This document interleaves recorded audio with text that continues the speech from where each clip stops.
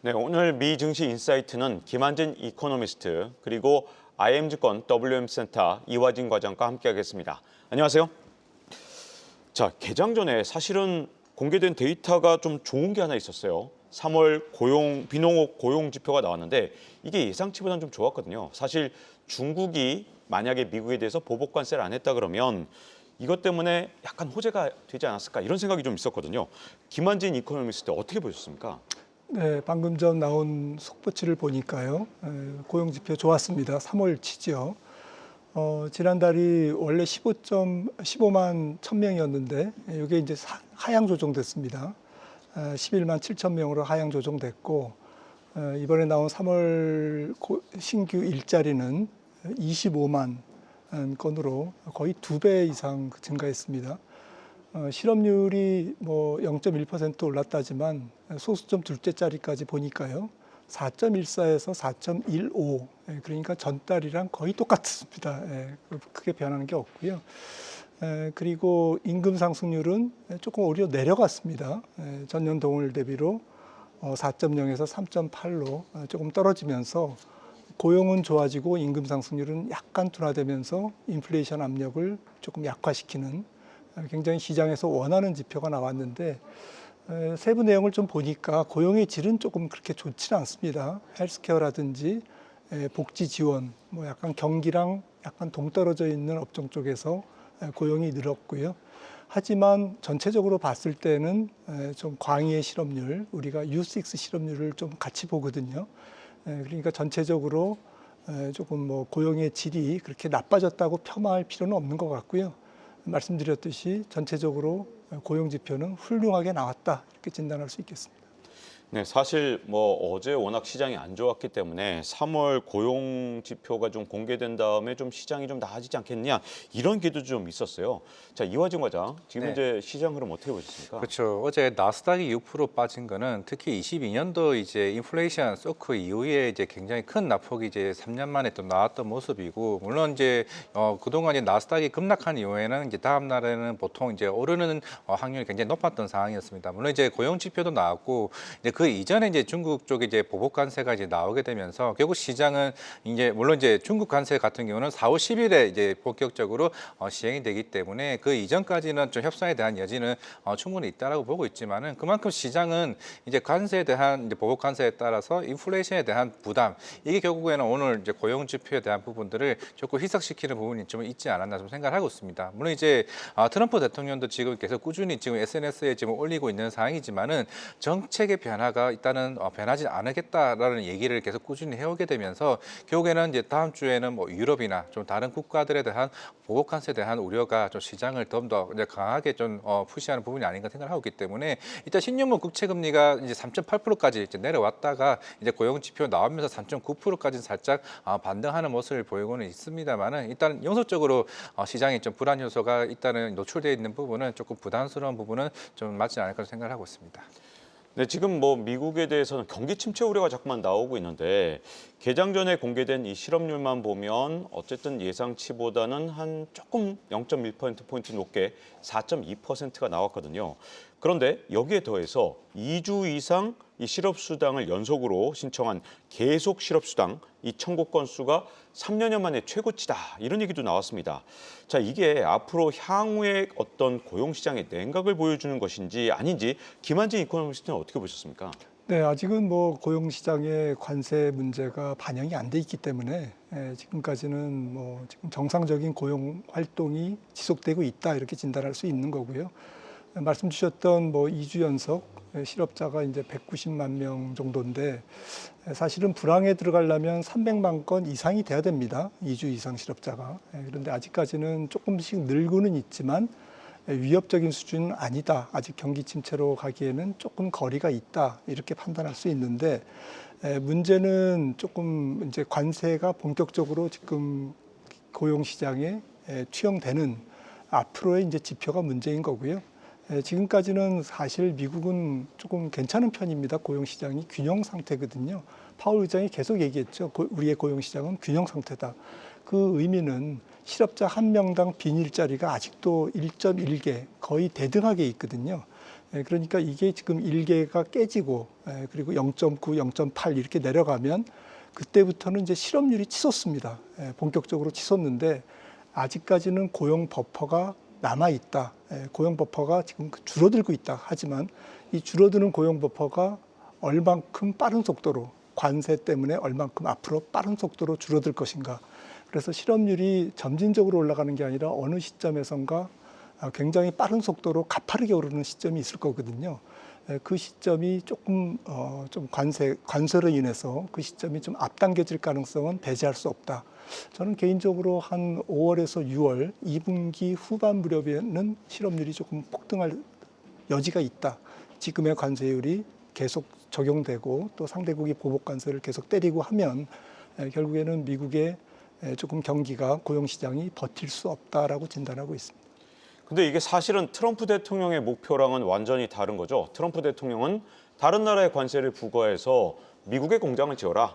그래서 우리 미국의 고용시장을 더 튼튼하게 만들겠다. 이렇게 얘기하고 있는데 오히려 이것 때문에 고용시장이 냉각될 수도 있다. 어느 쪽으로 봐야 되는지 이화진 과장은 어떻게 보십니까? 이제 박사님 의견처럼 물론 이제 인플레이션이 계속 우려가 더 확대되는 순간, 물론 이제 트럼프 대통령 말대로 하게 되면은 물론 상호 관세 협상, 그래 이제 미국 공장 이전이 하나둘씩 나오게 되면은 결국 제조업이 살아나고 일자리 창출에 대한 모습이 나오고는 있지만은 결국에는 지금 여러 국가들, 뭐 영국도 마찬가지겠고 프랑스도 어제 이제 대미 투자에 대한 중단 얘기를 해왔습니다. 결국에는 빠르게 이게 진행되지 않는다라고 했을 때 물론 이제 하반기에 대한 고용에 대한 우려도 충분히 좀 나올 수 있다라고 보이고 있고, 물론 이제 오늘 이제 고용 지표도 나왔던 만큼 적어도 일단은 당분간 고용 지표에 대한 부분들은 물론 이제 지난달에 도지의 이제 연방 정부나 연방 기관에 관련된 인력 구조 조정 영향도 좀 없지 않아 있었을 거고, 그리고 이제 최근에 이제 불법 이민자들에 대한 추방에 따라서 일자리 수가 증가하게 되면서 일시적인 좀 현상도 좀 나올 수 있다라고 보이고 있습니다. 물론 이제 이따가 한 50분 뒤에 이제 파월 의장의 기자회견에 따라서 뭐 파월푸드 효과가 나올 수 있는 여부도 좀 중요하지 않을까 생각을 하고 있는데, 적어도 상반기만큼은 고용에 대한 부분은 어느 정도 살짝 둔화되는 모습으로 가고 있다가 만약에 이게 장기화된다라고 하게 되면 관세 효과가 그렇게 되면은 어느 정도 충분히 하반기에 대한 부분은 조금 우려스러운 부분도 충분히 있지 않을까라고 생각을 하고 있습니다. 네, 이 관세 얘기를 이제 본격적으로 한번 들어가 볼까 하는데 트럼프 대통령의 상호 관세 이 많은 시장의 전문가분들이 예상했던 것보다는 좀 더 세게 나온 것 같아요. 자, 이 상호 관세에 대해서 일단 김한진 이코노미스트 어떻게 보셨습니까? 저는 뭐 무역하지 말자라는 관세라고 생각을 하고 있고요. 무역 종결 관세다.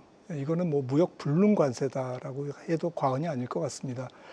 25%의 실효 관세율로 지금 추정되는 이번에 발표한 관세율은 어느 정도냐면은 우리가 얘기하는 1930년대 스무트 홀리법이 발효됐을 때 그때가 20%였거든요. 그러니까 20%보다 더 높은 그때보다 더 높은 관세율인데 1930년대에 전 세계가 통합이 안 되고 교육이 그렇게 활발하지 않은 상태였음에도 불구하고 그때 교육이 3년간 66%가 줄었습니다. 그리고 전 세계 GDP가 20%가 줄었고요. 그러니까 결국에는 우리가 최적 관세율이 몇 퍼센트냐가 중요한데 저는 개인적으로 최적 관세율이 미국의 국익을 가장 극대화할 수 있는 관세율은 한 15%라고 생각하는데 금액 가중 전체입니다. 근데 이번에 발표된 관세율이 25%라는 얘기는 15%에서 25%의 그 차이는 15%도 엄청나게 높은 거죠. 하지만 15%를 우리가 최저 관세라고 막연하게 추정했을 때 지금 발표된 25%와의 차이, 10%포인트의 추가 관세율 내지는 뭐 허세 관세율, 초과 관세율 이 부분은 사실 이제 협상용인 거죠. 절대로 협상이 없다라고 단언적으로 얘기를 하지만 결국에는 미국의 공장을 지으라는 것이거든요. 거기에 대해서는 아마 미국이 협상을 기다리고 있을 것입니다. 하지만 15%의 관세율이 25%에서 15%로 내려온다 할지라도 그 관세율로 인해서 하반기 또 내년 상반기까지 미국 경제는 침체를 면하지 못할 것이다라고 저는 진단하고 있습니다. 네, 이화정 과장은 어떻게 보셨나요, 이 상황에서? 그렇죠. 물론 이제 만약에 이제 트럼프 대통령이 물론 무역 적자와 관련된 산출 방식으로 이제 관세율을 이제 부과를 했다라고 얘기는 하고는 있지만은 만약에 상대국들이 어느 정도 협상할 수 있는 여지에 따른 관세율을 부과를 했다라면은 아마 오늘 중국이 그렇게까지는 하진 않았을 거라 생각을 하고 있습니다. 결국에는 트럼프 대통령의 위치에서 내가 우위에 있다는 이제 그런 방식으로 이제 협상을 좀 진행을 해왔기 때문에 일단 중국이 오늘 빠르게 이제 보복 관세를 좀 해왔던 부분이고, 그러면 이제 물론 이제 반도체랑 이제 의약품도 추가적인 품목 관세가 좀 나오긴 하겠지만은 물론 결국에는 지금 제조업 중에서도 가장 큰 산업군이 자동차, 반도체, 의약품 중에서도 일단은 먼저 자동차 관세는 이제 먼저 부과를 했고, 그러면 그 전에 이제 반도체, 의약품이 어느 정도 중국과 아니면은 여러 유럽 국가들과의 이제 협상이 좀 굉장히 중요하지 않을까라고 생각을 하고는 있습니다만은 제가 볼 때는 이제 다음 주 목요일 이전까지가 굉장히 중요한 이제 시간대가 좀 되지 않을까라고 생각을 하고는 있습니다만은 일단은 제가 볼 때는 미국이 일단은 제가 볼 때는 불리한 상황은 아닌가라고 생각을 하고 있습니다. 왜냐하면 실제로 유럽과 중국이 좀 더 강하게 보복 관세를 더 강하게 이제 다음 주에 나온다라고 하게 되면 과연 그 뒤에 대한 협상은 어떻게 진행할 것인가? 그대로 4월 10일이 넘어가게 된다라고 하게 되면은 뭐 결국에는 스태그플레이션에 대한 우려가 본격적으로 올라가지 않을까. 물론 이제 JP모건에서도 올해 경기 침체에 대한 가능성을 60%까지 지금 올렸다는 측면에서는 결국에는 최근에 3월 달에 관련된 뭐 데이터가 중요한 게 아니라 결국 4월에 대해 본격적으로 경기에 대한 우려들이 하나둘씩 좀 나오지 않을까 생각을 하고 있습니다.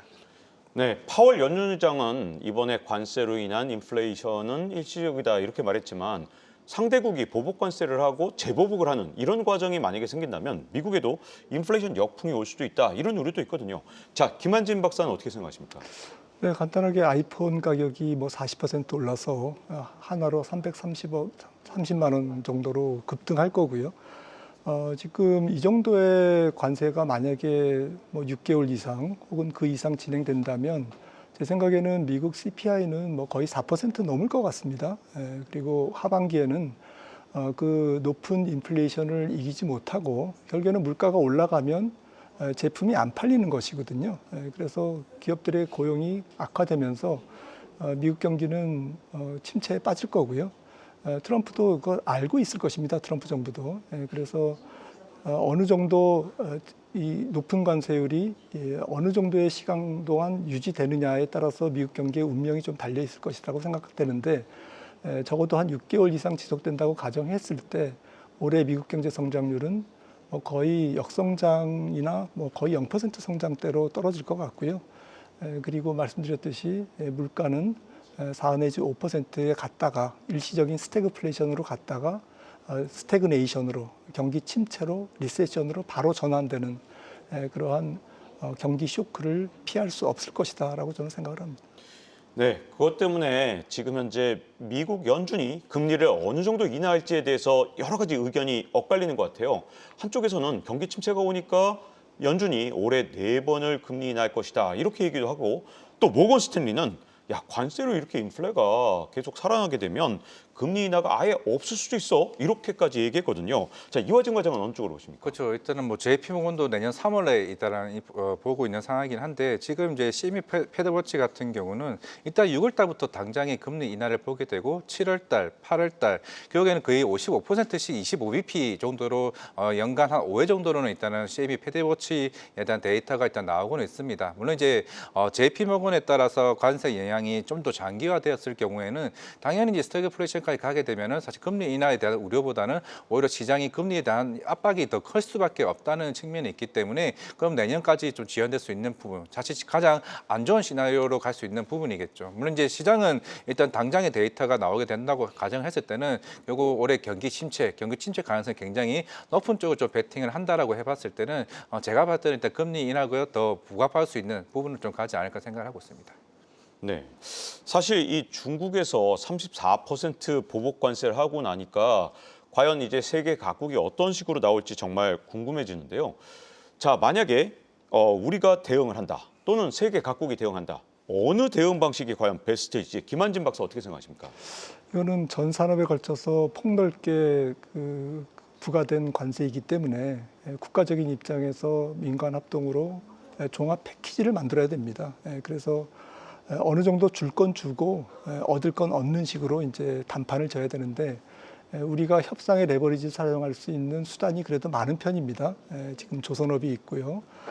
또 미국의 공급망에 가장 큰 역할을 할 수 있는 전력기기라든지 또 알래스카 그 파이프라인 뭐 그런 프로젝트라든지 이런 부분을 또 반도체도 있고요. 이런 부분에서 미국이 꼭 필요로 하는 그러한 거대한 공급망의 공백, 변화 국면에서 우리나라가 그 공백을 메울 수 있는 산업이 많기 때문에 그 산업을 레버리지 삼아서 협상을 해야 될 필요성이 있는 것이고요. 어쨌거나 최소 공장을 짓는 것으로 국가적인 협상이 조금 필요한 그런 시점인 것 같습니다. 일자리를 뺏기고 공장을 뺏기는 것은 불가피한 조금 그런 추세인 것 같습니다. 미국의 지금 산업 정책은 그렇게 쉽게 바뀌지 않을 것이기 때문에 이것을 염두에 둔다면 줄 건 줄고 또 얻을 건 얻는 좀 지혜로운 협상이 필요한 시기가 아닌가 싶습니다. 네, 이 미국의 관세 정책으로 진짜 모든 자산 가격이 다 흔들리고 있거든요. 안전자산이라고 생각했던 금 가격도 최근 들어서 급락세를 보이고 있고 지금 오르고 있는 건 뭐 국채 정도가 아닌가 이런 생각이 좀 들 정도인데 아마도 많은 시청자분들이 미국 기술주 위주의 포트폴리오를 갖고 계실 것 같습니다. 자, 이런 분들 어떤 팁을 줄 수 있을지 이화진 과장 어떻게 있을까요? 그렇죠. 특히나 이제 마이크로소프트나 이제 엔비디아 주가들이 대표적으로 좀 많이 좀 빠지고 있는 상황인데 물론 이제 2월 달부터 제기되어 왔던 마이크로소프트의 이제 AI 캐pex 투자 뭐 인대 취소 이슈가 계속 나오고 있고 어제자로도 어느 정도 계속 지속적으로 데이터 센터에 대한 감소 얘기가 나오고는 있습니다. 그렇다면 물론 이제 이전 분기 실적 발표에서는 이제 AMD나 아마존닷컴이나 여러 빅테크 업체들은 기존의 AI 캐pex 투자에 대해서는 계속 꾸준히 지속적으로 얘기는 하고 있는데 결국 여기에 스탠스가 이제 다음 분기 실적 발표 때 변화가 있는지가 제가 볼 때는 굉장히 좀 중요한 이슈가 아닌가 생각을 하고 있습니다. 왜냐하면 전년도부터 미국 시장을 굉장히 끌어왔던 거는 AI 시장이기 때문에 그러면 그 결과에 따라서 향후에 좀 비중 축소에 대한 의견도 충분히 좀 나올 수도 있다는 생각을 하고 있기 때문에 물론 테슬라도 마찬가지로 이번 3월달 인도량이 좀 안 좋긴 하겠지만은 결국에는 이 시장을 뒤바뀔 수 있을 만한 뭐 경기에 대한 신호나 아니면은 그런 매크로 지표에 대한 변화가 좀 나아져야 좀 실제로 미국 시장에 대한 반등이 좀 나올 수 있지 않을까 좀 생각을 하고 있습니다. 네, 트럼프 관세로 인해서 촉발된 이 지금 현재 혼란스러운 상황 미증시 인사이트에서 자세히 짚어봤고요. 자, 이렇게 이화진 과장 그리고 김한진 이코노미스트 모시고 함께 얘기를 나눠봤습니다. 나와주셔서 감사합니다.